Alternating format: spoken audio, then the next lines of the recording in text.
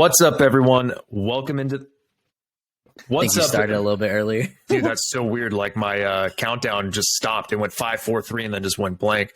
Anyway, what's up, everyone? Welcome into the Cannonballs podcast. As always, I'm one of your hosts, Dane Cannon. Co-hosting with me today is your boy Jake, mother effing Bowles on the mic 1, 2. And guys, we're going to be starting some draft talk finally. We had mentioned this previously, but we're finally getting the ball rolling. You know, Jake and I were very busy, so we're a little bit late to the game in comparison to a lot of other channels, podcasts, analysts, etc. So bear with us. You know, we're going to try and be as well informed as we can be. We're going to try and talk about these prospects as much as we can. We might not have as much information as some of the other analysts or some of the other channels that this is their main job.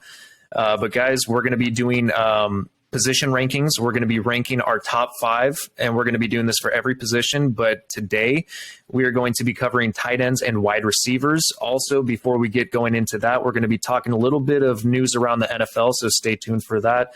Guys, if you aren't already, like, comment, subscribe, follow us on our Instagram at Cannonballs with a Z_podcast. Jake, do you have anything to add before we get going? No, I'm ready for it. You know, a couple smaller free agent signings happened, but not really anything to talk about, I would say. Maybe we can if we do another free agency video kind of to wrap it up. But I guess the biggest news in the NFL has to deal with, you know, quarterback contracts. You know, the biggest ones, Lamar Jackson and Aaron Rodgers. Aaron Rodgers is still trying to figure out how to figure out how to get his way to New York. And, you know, I think it might be harder than people think because I don't think Aaron Rodgers or the Packers really have any leverage in the situation. Like I'm thinking the Packers want several ones for him, which, you know, if he was maybe a couple years younger and still had 10 more years in him or 5, 6 more years in him, I would say, yeah, that's probably worth it. But I mean, you know, he said a couple weeks ago, I was 90% ready to retire. And if you're a New York Jets fan or owner or general manager, whatever, you have to look at the situation and be like, well, if I'm going to give, you know, 3 first rounds for a guy who's going to play 1 season, is that really worth it? So I just want to get your opinion on it. Like, what do you think is going to happen? So I think, you know, obviously the Packers front office and Aaron Rodgers, they're both in agreement on something for the first time in however many years where they both want Aaron Rodgers out of Green Bay. Aaron Rodgers wants to leave. They want him gone. They think that, you know, Jordan Love could possibly be the face of the franchise, have something in this up and coming quarterback that they got from Utah State. I think that the Jets just need to kind of put their chips all in. I think that, you know, if they go in with a couple first rounds, I think Aaron Rodgers has at least 3-4 years. I think they could give him one big contract for, like, say, a 4-year with an opt-out maybe in year 3. It's going to cost a lot, though. I mean, it's Aaron Rodgers. He's got some of the highest pedigree of any quarterback in the entire NFL. He's won multiple MVPs. He is a Super Bowl winning quarterback, even though it's only one.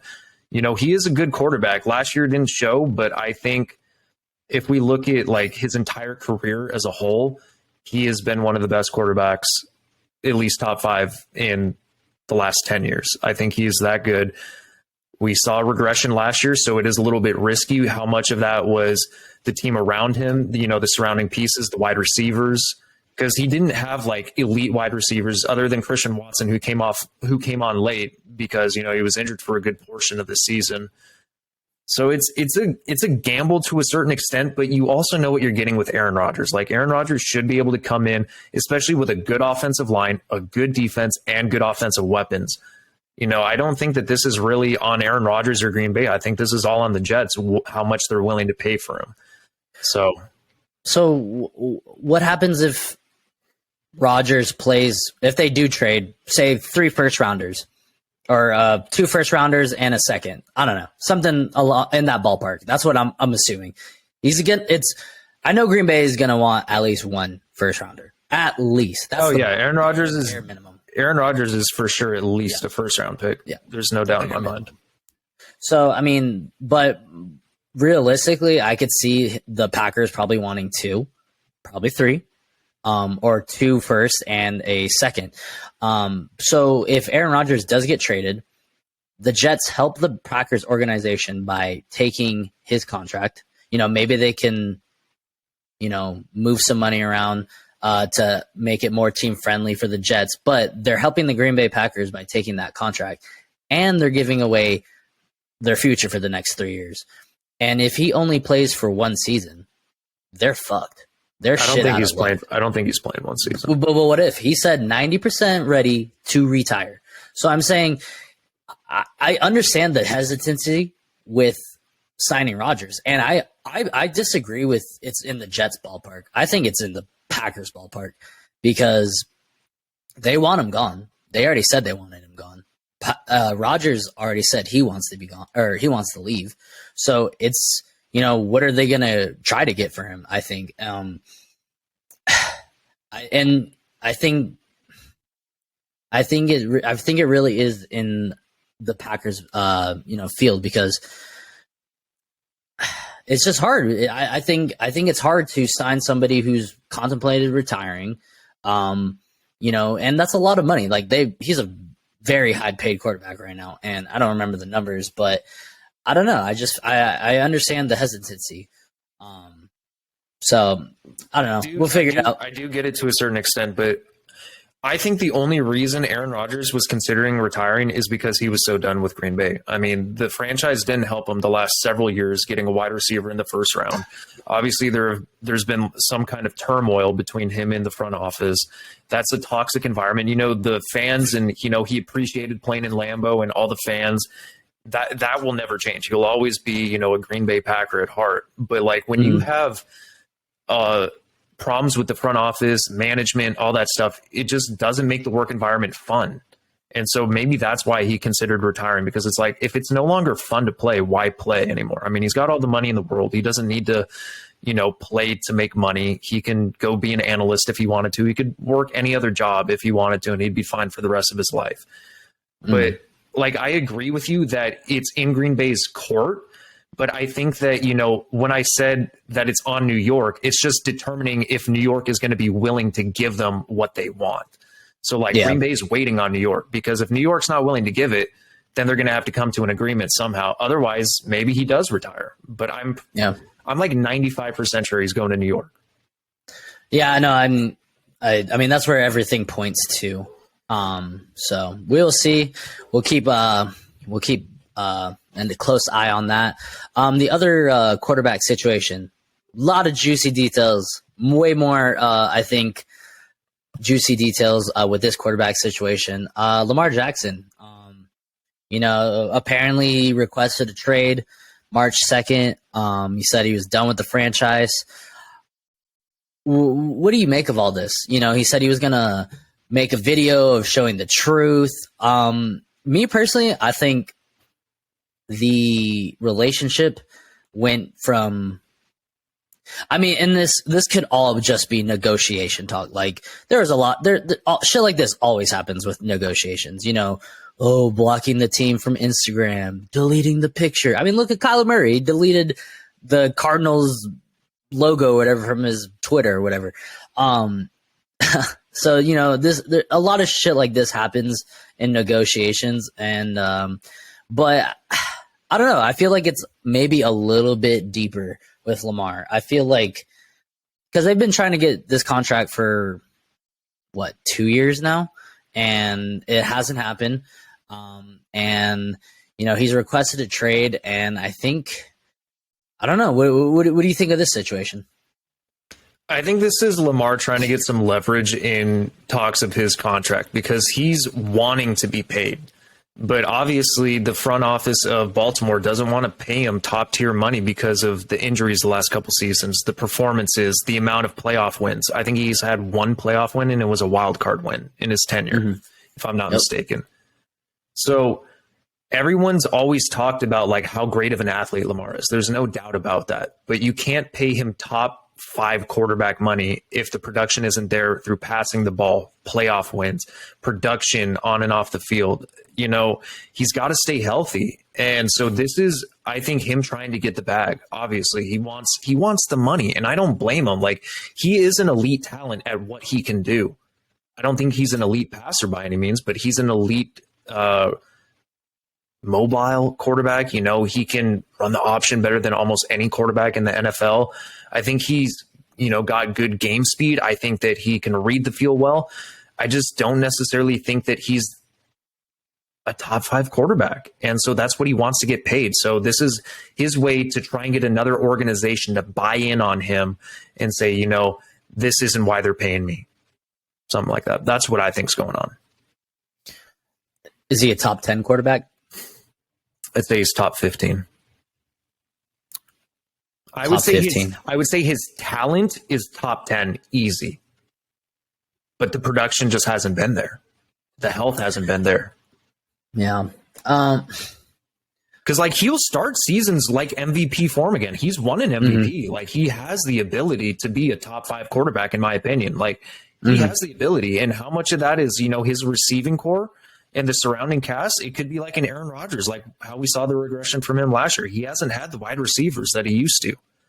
So yeah. I don't know how much of it is that, but, you know, you got to stay healthy too. Because, I mean, with how mobile he is and how much he likes to move out of pocket and produce plays on his own, it's going to lead to injuries. And he's been banged up multiple years now.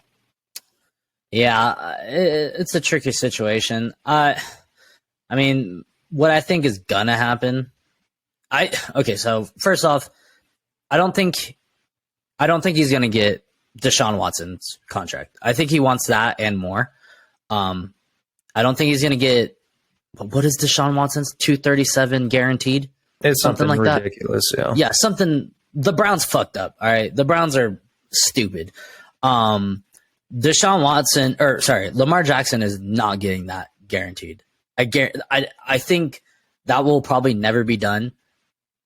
Okay, the odds of that happening again are very slim, I believe. I think the NFL looked at that contract and they're laughing at the Browns, honestly.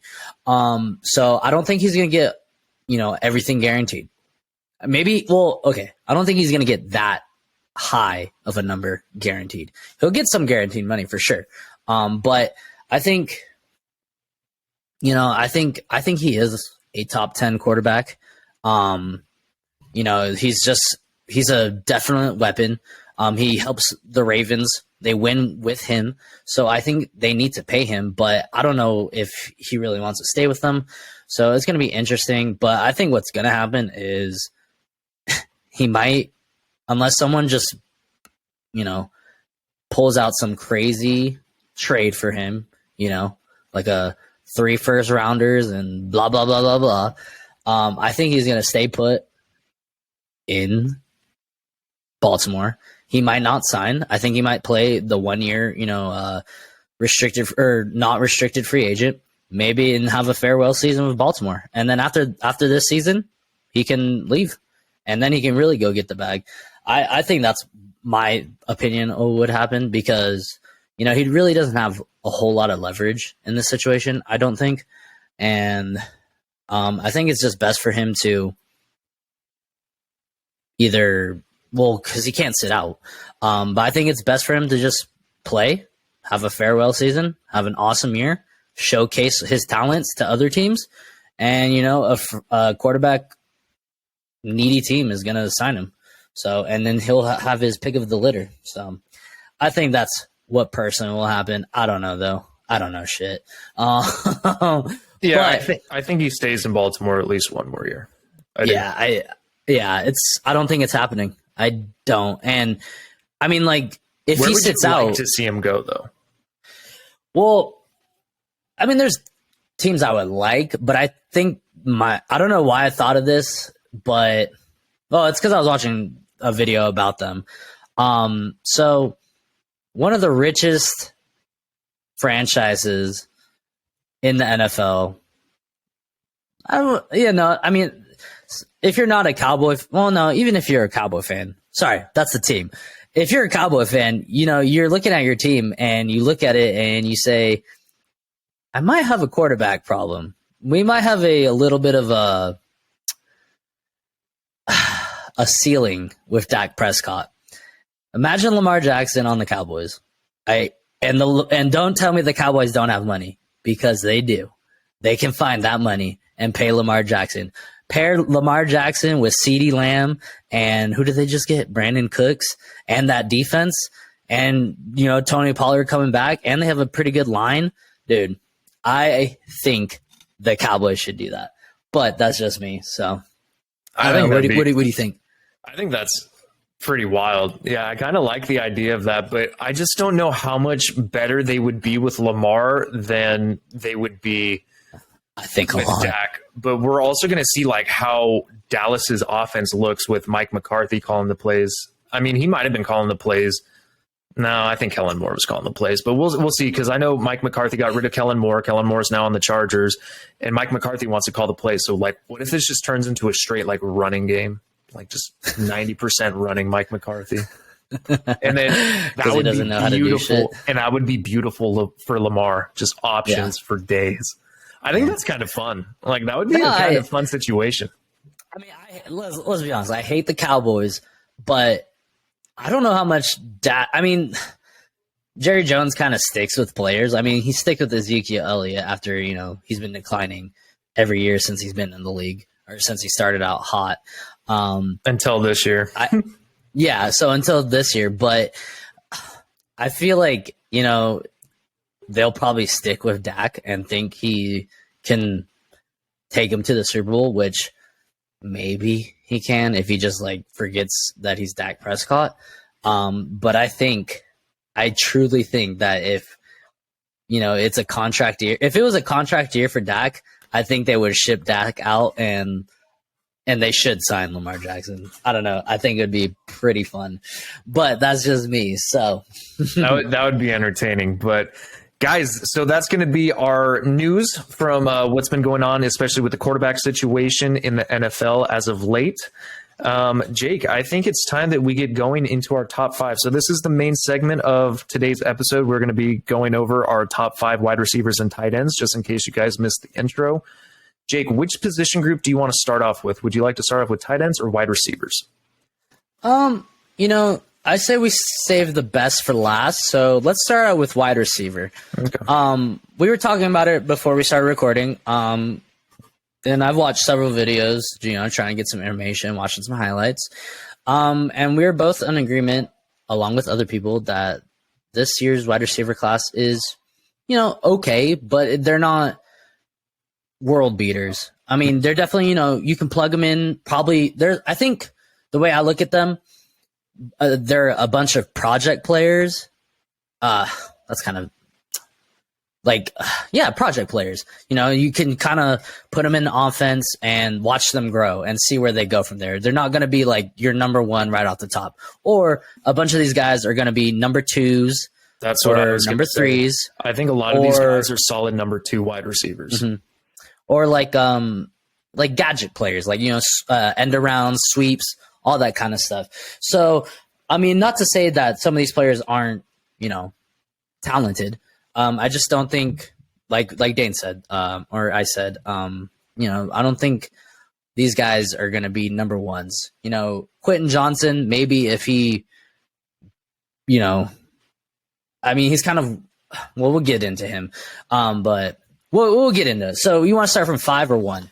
So let's start with 5. We'll go 5 to 1. So we'll go our least to most, even though these are our top 5. So these are, for me, I do want to add, I don't think that there's any wide receiver in this year's class that's necessarily like a blue chip, like right off the bat, bona fide wide receiver who's going to be an all-star, like a Jamar Chase, Justin Jefferson, AJ Brown, DK Metcalf. I don't think there's any of those in this wide receiver class. And honestly, I swear to God, you could probably rearrange the top 5 any way you wanted. Like, they're all talented in their own ways. Some of them do things a little bit better than the other, but all of them are very similar in my mind with the type of production you're going to get. You're just going to get it in different ways. So I don't think that any of these, like you already mentioned, any of these guys are going to be like elite number one wide receivers right off the bat. But, I think that they will be able to come in, make plays, and help the team out. But they're going to be solid number twos, in my opinion.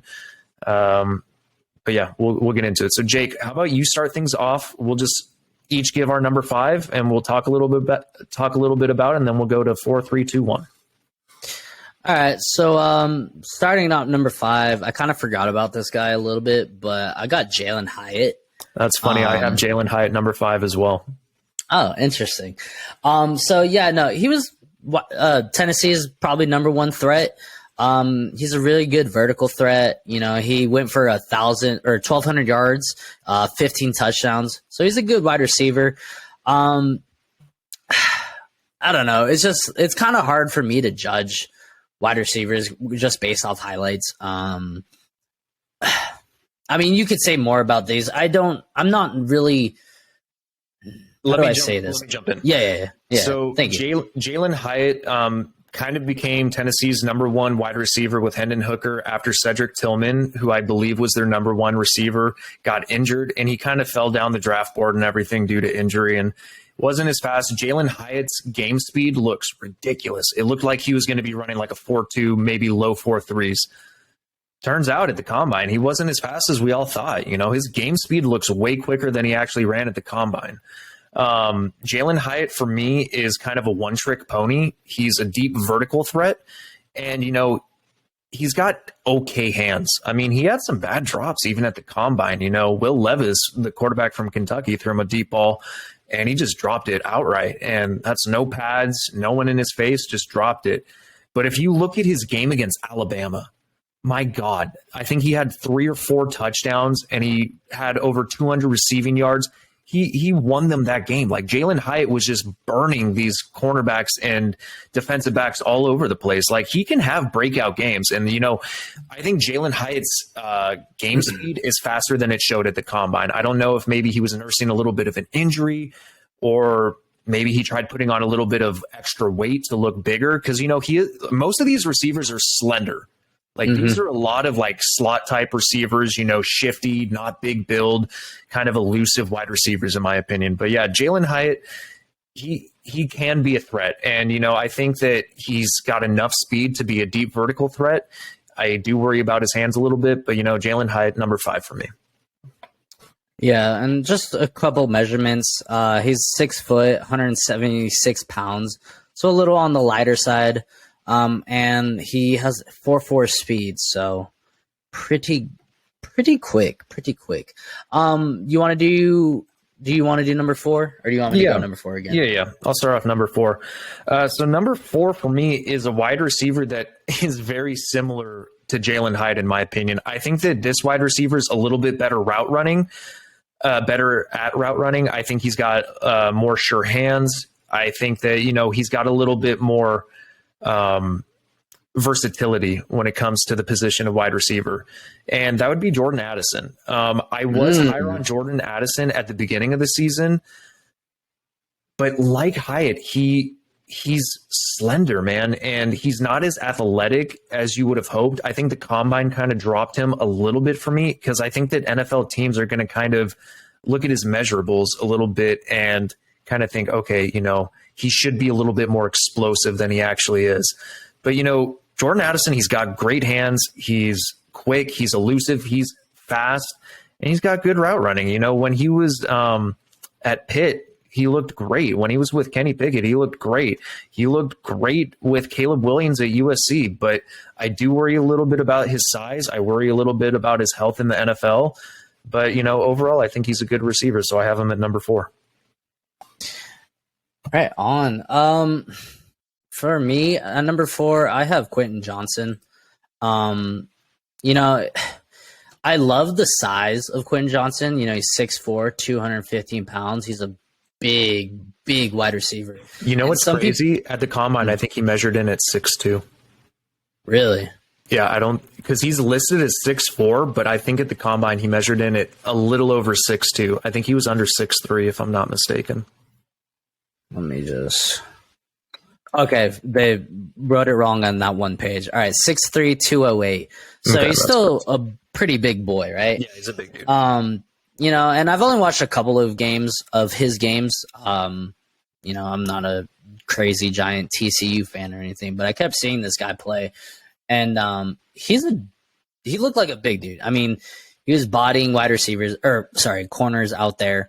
And he kind of for me, I think he's kind of a one-trick pony. You know, can kind of go deep, maybe go up with it. He kind of reminds me of, not just because he has dreads, but he kind of reminds me of Mike Williams a little bit.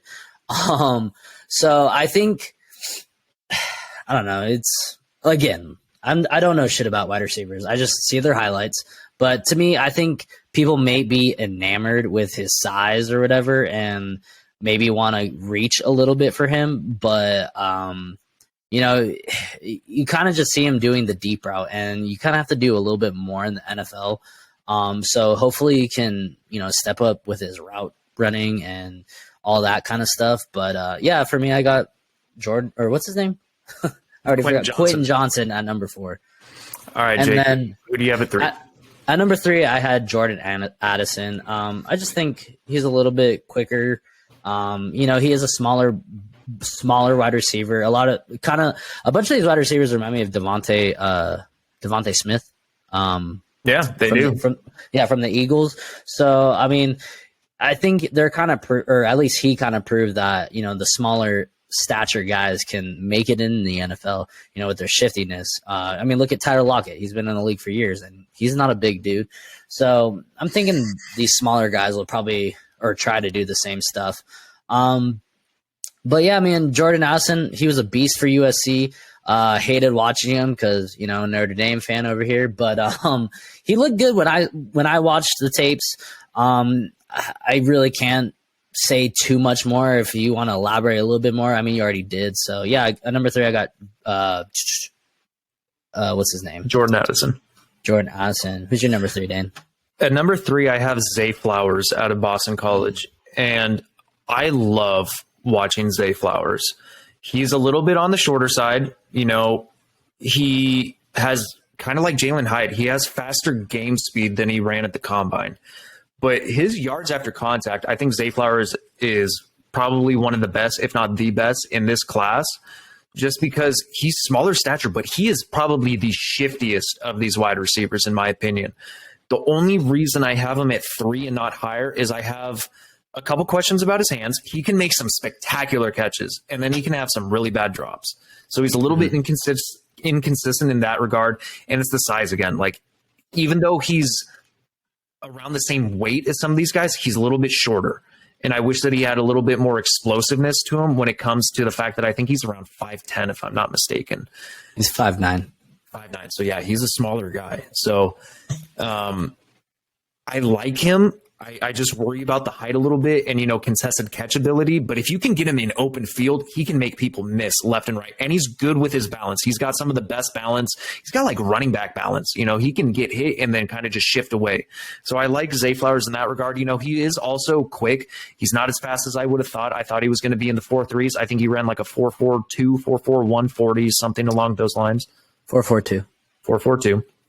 So, you know, I like him, man. But yeah, Zay Flowers at number 3 for me. Yeah, that's who I have at number 2. I at first when I was I knew like Jordan Addison, I knew Quentin Johnson, I knew you know, a couple other wide receivers. And I kind of like Zay Flowers for me kind of flew under the radar. And Yep. I was watching this video and it was Chris Sims. Yeah, Chris Sims. Yeah, Chris Sims. He was giving his top wide receivers, and he put Zay Flowers at number 1. I'm like, whoa, dude. PFF is really high on Zay Flowers, also. Yeah. So I had to look him up, and you know, he does look great. He is small.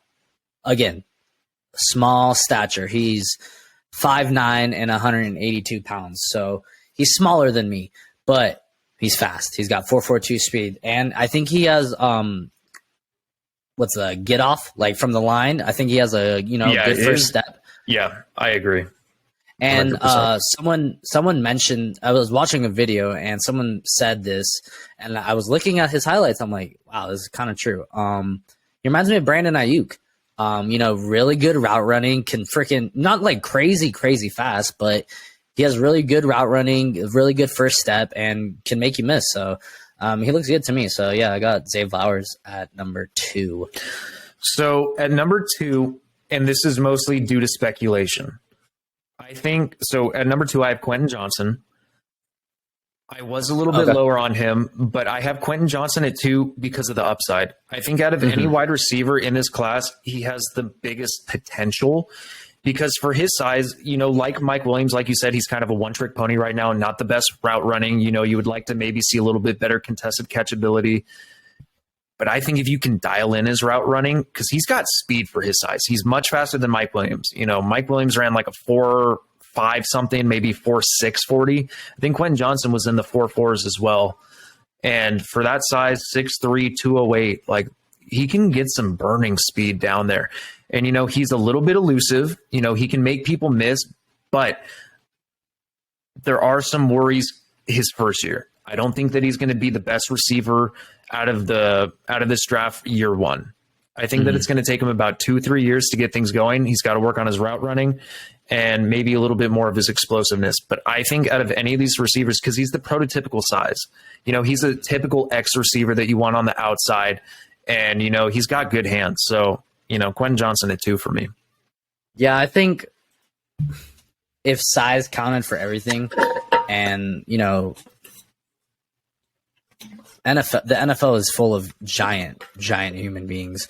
And I think if he was going to, last, you would think the biggest guy is going to last longer than all these other guys. But, it all depends on how you play. Injuries, not wishing any injuries on anybody, but, anything can happen. But at number 1, I feel number 1. I'm assuming we do. Wait, did you go 2 already? Yeah, Quentin Johnson was my number 2.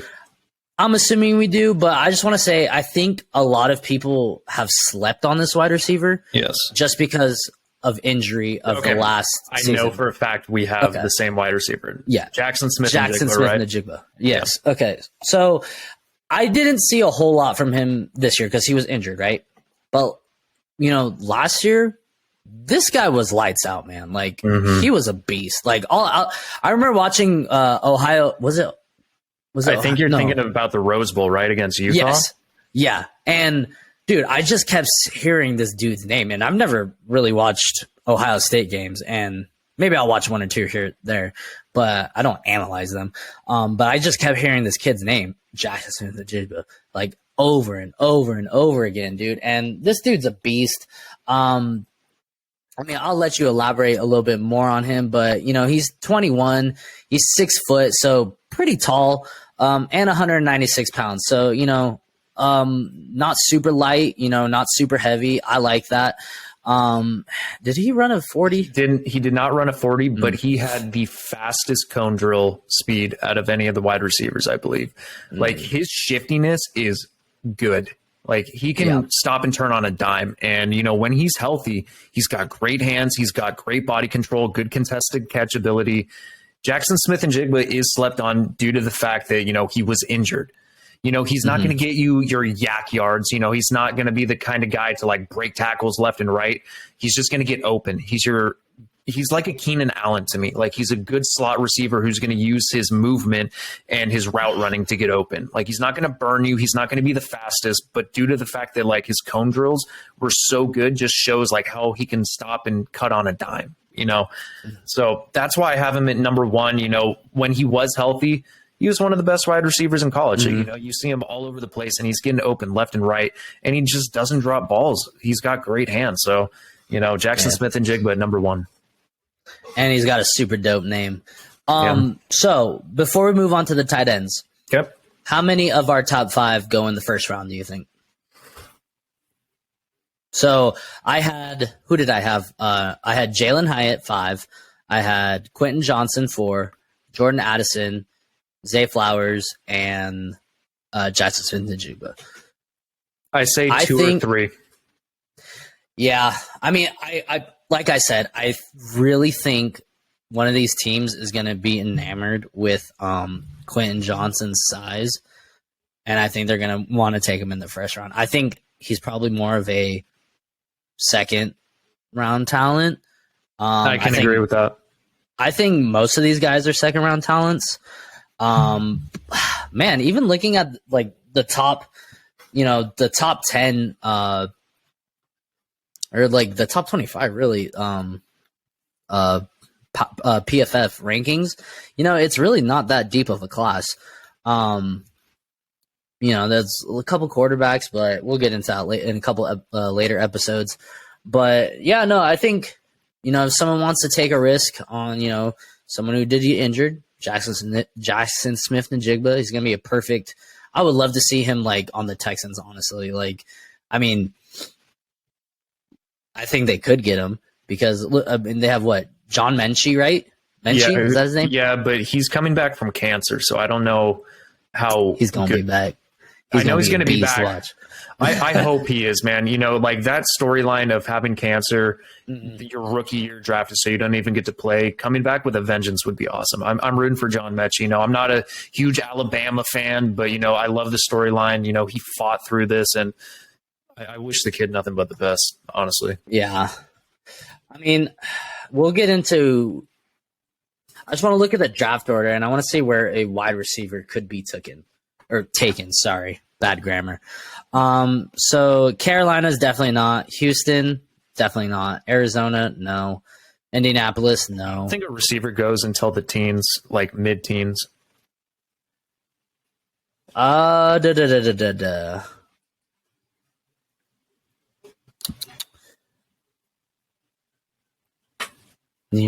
Eagles, no. Tennessee, no, they're not going to do. Yeah, I could see Houston taking a wide receiver at 12.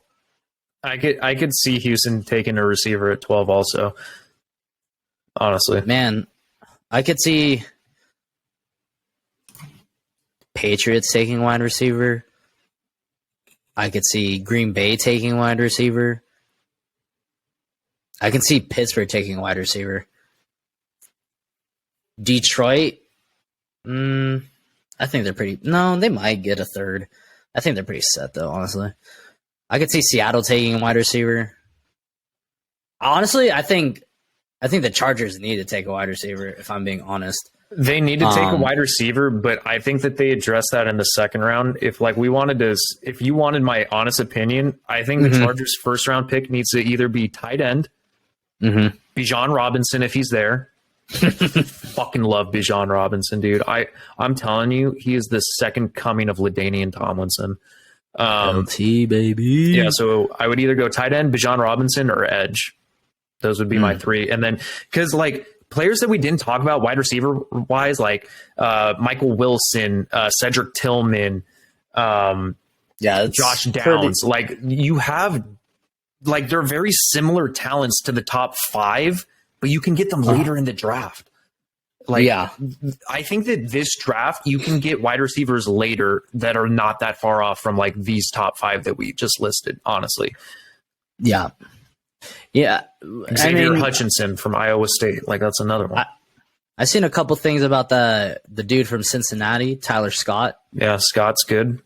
Yeah. So there's like I said, there's a bunch of people that can be 2s and 3s in this draft. And not saying that's a bad thing. That's just sometimes where you work. And I mean, look at freaking Hunter Renfrow, man. I mean, that dude's the third receiving threat on that team, and he's a beast. He freaking gets first downs all the time. He's one of the best route runners. Yeah, he's one of the best route runners in the NFL.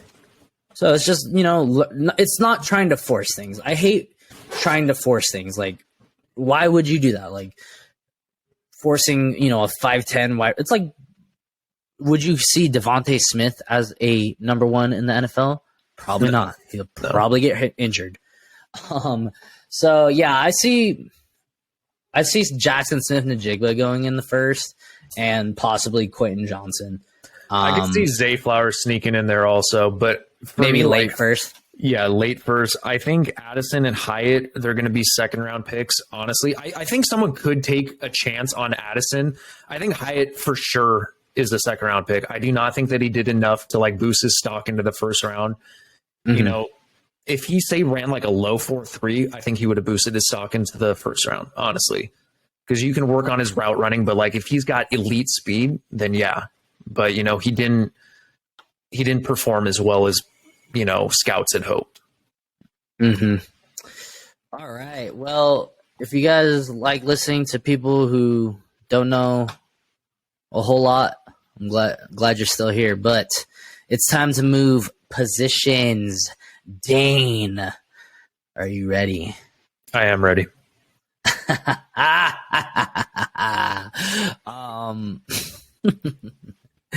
All right, we are starting with the tight ends. Tight ends is a fun position for me. You know, as a former high school offensive lineman, tight ends, you know, they're kind of like our brothers. So I like tight ends. You know, they're bigger dudes, not super crazy fast, but sometimes they are. But they're usually just bigger dudes with soft hands and can body cornerbacks. And yeah. Yeah, I mean, if you have a good tight end on your team, it's a cheat code, honestly. Travis Kelce, Gronkowski, Kittle, when he's healthy, he's a cheat code. Antonio Gates back in the day. Antonio Gonzalez, bro, like Tony Gonzalez, whatever you want to call him. Jason Witten. I mean, like the list goes on. Yeah. Dominant tight ends can change your team, and they are the best red zone targets, I will say. Yes, they will body smaller cornerbacks. You know, they'll probably outrun some linebackers. I mean, these linebackers coming up now are insane, but you know, you got to fight fire with fire. But this tight end class is pretty deep, I would say. I love this tight end class, honestly. Like there are a couple tight ends that I would possibly take in the first round pick. For sure, first and second. Like there are, we'll get into it. But, you know, I love this tight end class. I think that, you know, 1 and 2, I think are kind of in their own division, in my opinion, the ones that I have at 1 and 2. And then I think like 3 through like 8, you could kind of mix and match. Some maybe have a little bit more experience in certain aspects, but I think that this is a deeper class. And, you know, we're only doing a top 5 right now. So possibly we could release maybe like honorable mentions later. Maybe we could do like a little reel for that, because there are like a bunch of good tight ends. Yeah. Yeah. I mean, I only really got to, I kept seeing a couple names. I mean, just a couple names that we're not gonna talk about. Davis Allen, Zach Kuntz, Tucker Kraft. Like Tucker Kraft from South Dakota State is definitely an honorable mention in my opinion. Yeah. Yeah, those are some honorable mentions. I kept hearing them. I kept seeing how, you know, these tight ends are going to be steals later in the 2nd and 3rd and 4th rounds. Probably 2nd and 3rd, honestly. But we're just doing the top 5 because we are busy individuals and we work and we do other shit. So we are going to start with our top 5. For me, I just want to say I agree. I think my top 2, they're completely different, and I think there's possibly 3 first-round tight ends that could go. I think because one of these teams, again, is going to be enamored with one of these tight end size, and they're going to take him in the first round. I don't necessarily know if he is a first-round talent, but one of these teams is going to take a shot on him in the first round. But the 2, I think, are pretty good, like solid tight ends. And then the other 3, it was kind of with the wide receivers, like you can kind of just plug in, you know, move them around. Like, so I don't know, but I'll start it off. Number 5, I got Sam Laporta. Okay. You know, Iowa State. No, Iowa. Thank you. Yeah. Iowa, you know, they're you know, Notre Dame used to be, I would like to say, tight end university, but I think Iowa has kind of been just churning them out lately. I mean, you got George Kittle, Noah Fant, TJ Hawkinson, and then this kid, you know, I think he was kind of, what's the word, let down by misused. Yeah, well, no, his quarterback kind of hurt him, I think. Oh, definitely.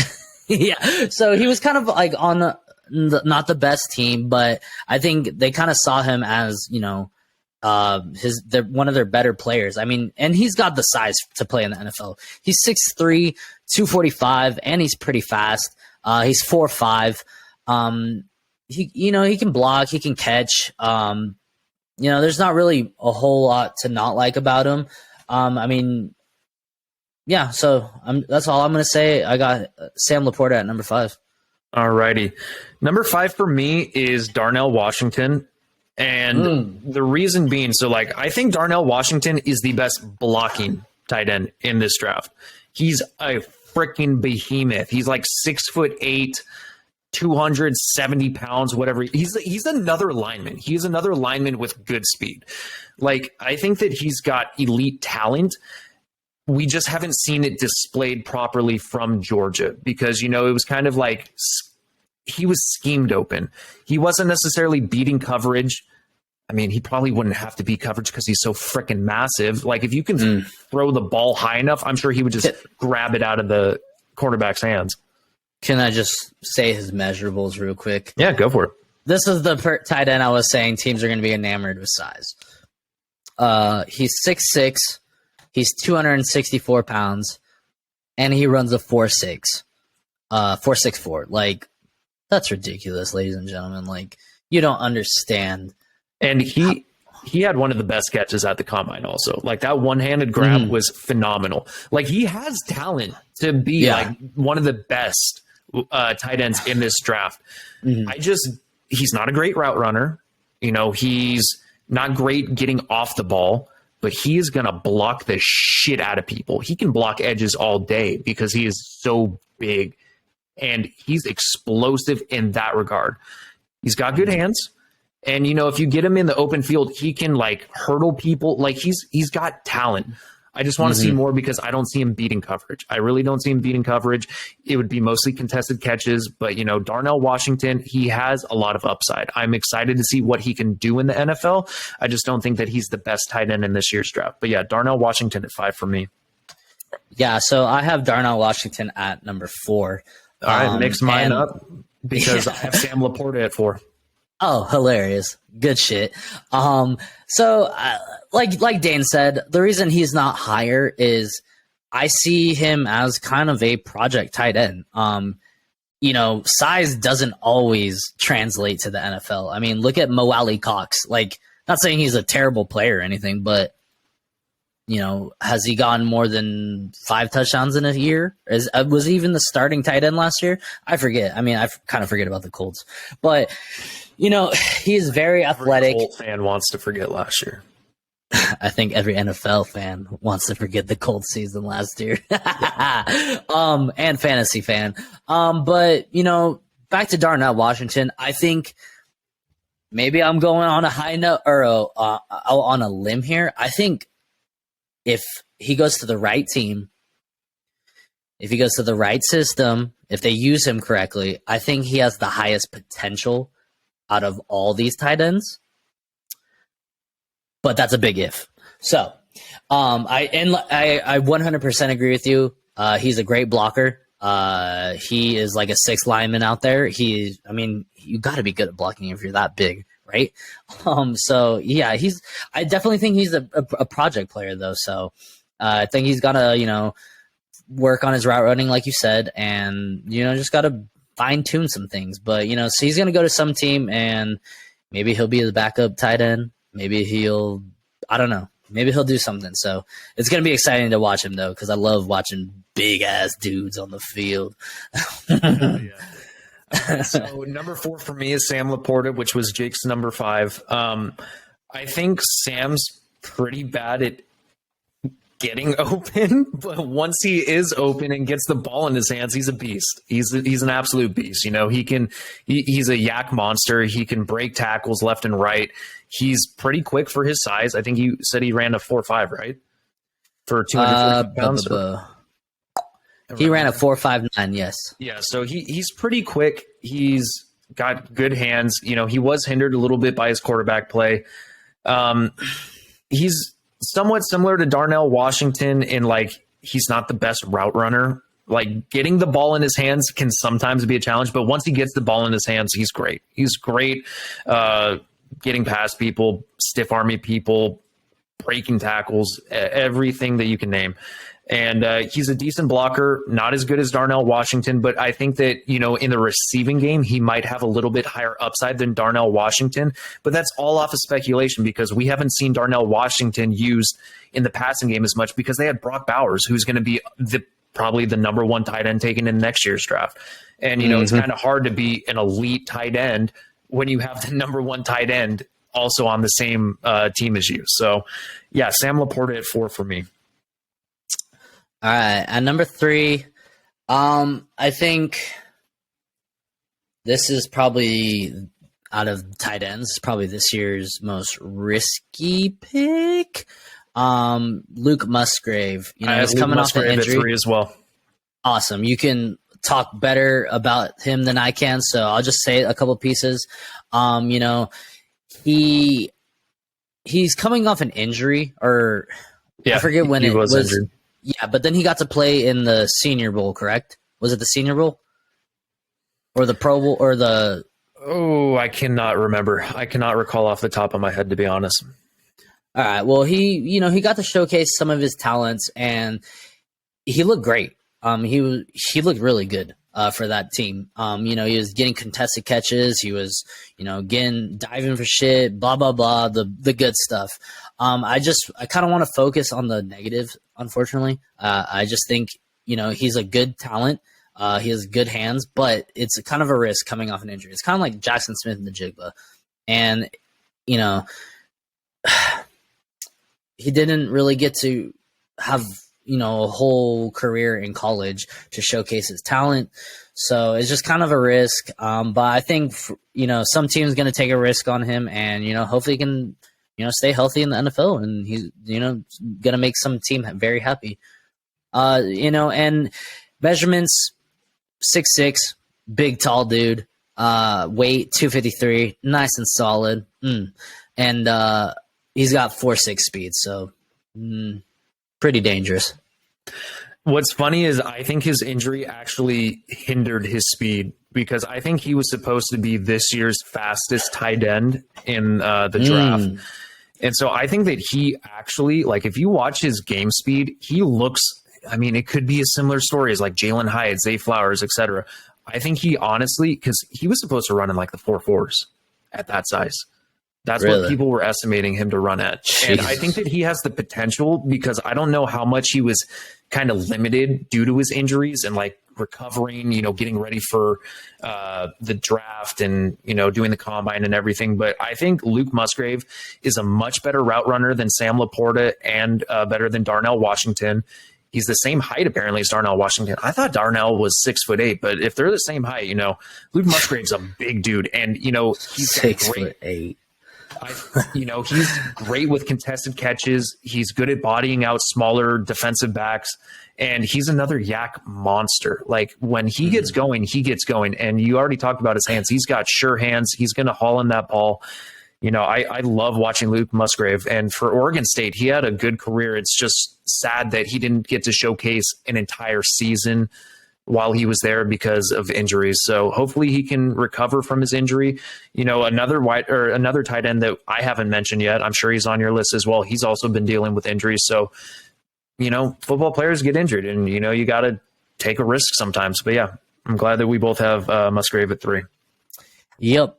All right. So before I get into my top 2, I want to say, you have to look at your team, or if you're a team, you have to look at what you want in your tight end. Yep. And you have to look at what kind of offense you are. If you're a run first team, then you definitely want a run blocking or a very good blocking tight end that could also get catches. If you're a pass happy team like the Chiefs or the Bills, maybe you go with the tight end who's not so great at blocking, but has beautiful hands, can, get that yak, can get open, has, good route running. So but I don't even want to call them 1 and 2. I kind of want to call them 1A, 1B. 1B. Yep. Yeah. And for me, me personally, when I look at a tight end, I kind of lean more towards the blocking tight end because traditionally a tight end needs to block. Otherwise, you're just a wide receiver. You're a slower wide receiver. And I think if you're not good at blocking, you're kind of a waste of a position, to be honest. So this is a message for all tight ends. Get better at blocking. So I'm going to go with my 1B, just because I lean a little bit more the other way. But Dalton Kincaid, I have at 1B. He's got like I said, he's got speed. He's got good hands, and he played in a pass-friendly offense, and he looked great. Did he play he didn't get to play in the. No. Okay, so that's unfortunate, but what we did get to see when he was smoking USC, it was awesome.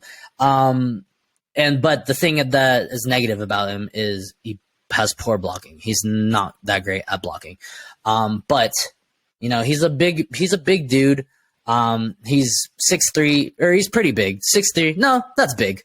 6'3" and 246. He didn't run at the combine, so that's unfortunate. So this is one of the tight ends that I was talking about. He is also dealing with a back injury. So that's the reason why he didn't play in, was it the Rose Bowl again against Penn State this year? Is that who Utah played? Yeah, I think so. So that's why he wasn't in there. That's why he didn't do the combine workout. I think he's going to have a pro day or whatever. But yeah, that's why he didn't run. Yeah. So, teams who are pass friendly, who love to pass, like the Chiefs. Speaking of the Chiefs, he reminds me of Jason Kelce. I think he's probably the closest thing to Jason Kelce in this draft. Sorry, did I say Jason? Travis Kelce. Yeah. Sorry about that. Travis Kelce, the other brother. So I think he's pretty similar to Travis Kelce. Doesn't do a whole lot in the run game or in the run or the blocking. But he just gets open, and he's an absolute threat. So I think if you want to pass the ball and you want to put this tight end out wide, then draft this tight end because he can be a complete mismatch for your team. All righty. So Jake already mentioned it, 1A, 1B. My 1B is probably Jake's 1A. So I have Michael Mayer at 1B. And the reason is, I agree with Jake 100%. I think Michael Mayer is a much better blocking tight end. And so obviously, I'm assuming Michael Mayer is your 1A, correct? Yeah. Yeah. And so Dalton Kincaid is my 1A. The reason I have Mayer at 1B is just because of the athleticism factor. He's not the fastest, but he is probably the best contested catcher out of this year's tight ends. I think that his blocking's great. He's good at route running, for his size and bodying out smaller defensive backs. He is probably one of the best. I would like to see a little bit more after the catch. He's good. He can break tackles, but for his size, being a baby Gronk, I somewhat expect a little bit more. And that's what I saw when I watched the film of Dalton Kincaid. Dalton Kincaid, like you said, not the best at blocking. He's not terrible, but he definitely needs to improve on that, especially in the NFL. But I think that Dalton Kincaid is such an elite receiving tight end that it just boosts his stock for me so much higher because he dropped one pass his entire college career. Best hands in the entire college football. Out of this year's draft, easy. Best hands out of any receiver, out of any receiving option in this year's draft. His yards after contact is phenomenal. This guy, like you said, is like a Travis Kelce 2.0. It looks like. It's too hard to say because he's not in the NFL, but the way he plays, he just is shifty for his size.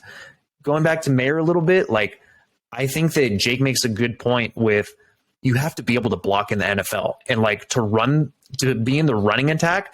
I think Michael Mayer may be a better option, but I also think that the NFL has transitioned to a point where it's more of a pass happy league. So I think that's why Dalton Kincaid is my 1A because I would rather have a elite option at one thing than an overall really well-rounded player because I think you can somewhat get more out of the elite talent that Dalton Kincaid has compared to the really good overall talent of Michael Mayer. But they are neck and neck for me. Because like I said, the Chargers, I want to take a tight end. I would be fucking ecstatic with either of these picks. If they get Michael Mayer, I'm going to change my answer and be yeah, Michael Mayer was always my 1A. So, obviously my number one is Michael Mayer. And, I pretty much agree with everything you say. He's overall a excellent tight end. I think he is the safest tight end in this year's draft. Like if you want just a prototypical tight end that can block, that can run, that can catch,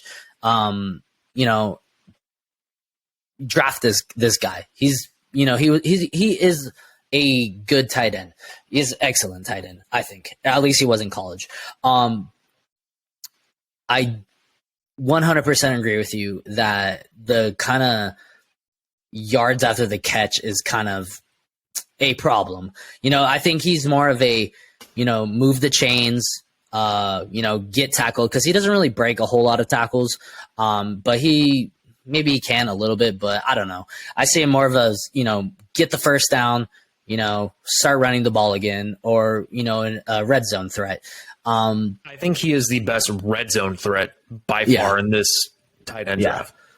And I saw a couple of people comparing him to this old time player, not really old, and I was like, wow, that is like a perfect comparison. Jason Witten. Yeah. He's the Jason Witten. And I mean, if you guys remember the old Cowboys teams, Jason Witten was a beast. Like, let's be real. Like, he wasn't super fast. He wouldn't break a whole lot of episodes. He wouldn't break a whole lot of tackles, but he would, for some reason, always be open. He'd always catch the ball. He'd run without his helmet like a freaking animal. So that's why I got Michael Mayer at number one. I will say biggest negatives though, terrible combine and not really kind of doesn't really offer anything after the catch. So that is unfortunate. It just depends on what your team, needs. If, if they want that yak, I don't know. So, yeah. I think the only, I originally had Mayer as 1A personally. Mm-hmm. One thing that kind of surprised me though is Mayer actually came in weighing less. I think he was listed at 260 or 265, and then he weighed in at the combine at 240 something. So I thought that, he shed some weight. So I was kind of expecting him to run a little bit faster. So yeah, he's 249. They have him on PFF. Yeah. So I was a little bit surprised by that, but that's not the only reason why I moved Kincaid up there. Like I said, for me personally, I just think the league's pass happy and, receiving options are just better. But, like I said, either of these, they're 1A, 1B. You would be happy with either of these tight ends. I think it's hilarious because I can see Dalton Kincaid on the Chargers fit perfectly with Justin Herbert. I think he's the perfect weapon for the Chargers team to pair with Keenan and Mike Williams and hopefully, whatever running back they have. I don't know. We still have to figure that out. I think that would be perfect. I think that's perfect for the Chargers. Whereas, Michael Mayer probably wouldn't really fit that scheme, I feel. And I think Michael Mayer would fit more of a, the only reason I think he might fit this scheme now is because we moved to Kellen Moore's offensive scheme, which is what Dallas ran. And they like to run a lot of, running plays, jumbo sets, stuff like that, utilize the tight ends a lot differently than Joe Lombardi. Yeah. Kellen Moore is going to be able to scheme a lot better offense than Joe Lombardi. So I think that he could be utilized. And if Michael Mayer went to the Chargers, they obviously the biggest thing Brandon Staley is pushing for is being able to run the ball effectively because we haven't been able to run the ball the last several years. And I think Mayer would be able to help tremendously with that. Yeah. Yeah. I mean, it depends on where their offense is going. Like I said, you gotta, it's like drafting a square peg or putting a square peg into a round hole or whatever the fuck the saying is. Sometimes you want to get the best player, but sometimes you want to get the best fit too. So I don't know. But those are our top 5 tight ends. It was pretty fun researching them. It's hard to analyze just from highlights because that's what they are, highlights. You can't really see all the negative stuff too. You kind of have to go off of what experts are saying and, take a little bit of information from, here and there. But yeah, that was our top 5. Again, I have Sam Laporta at number 5, Darnell Washington at 4, Luke Musgrave at 3, Dalton Kincaid at 1B, and Michael Mayer at 1A. Yep, mine is almost identical. Just switch 5 and 4 for me, and then 1A, 1B. Then we have the exact same picks. Again, sorry, before we close this episode out, how many tight ends go in the first round? I think Mayer goes. I think that one's almost a lock for me. I think Kincaid has the possibility to, but then I think there's only one guaranteed, and I think that's Mayer, because I think that teams are going to look at the production that he had in Notre Dame and the dual threat that he has with the running attack and the receiving option. I think everyone else other than Kincaid is probably going to be 2 or 3. Yeah, I think someone's going to get. Someone might get Darnell Washington just because of the size. That's what I'm thinking, dude. People love size, and I mean, it's people love speed. Look at John Ross. But what did he do in the NFL? Jack Diddley. Sometimes speed and size and strength don't translate to the NFL. Sometimes, usually, it does. But yeah. So I mean, me personally, I agree with you. I think Michael Mayer is a lock. Whether it's mid to late first, but I could see 2, maybe 3 tight ends. I don't know. Depends on what these teams want. I mean, the Lions might take a tight end.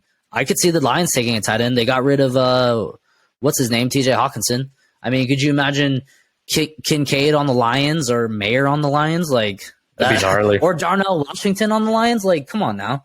Or even on the Texans, man. The Texans are slowly getting some weapons. Washington blocking for Amon-Ra St. Brown, just the height difference would be so entertaining to watch.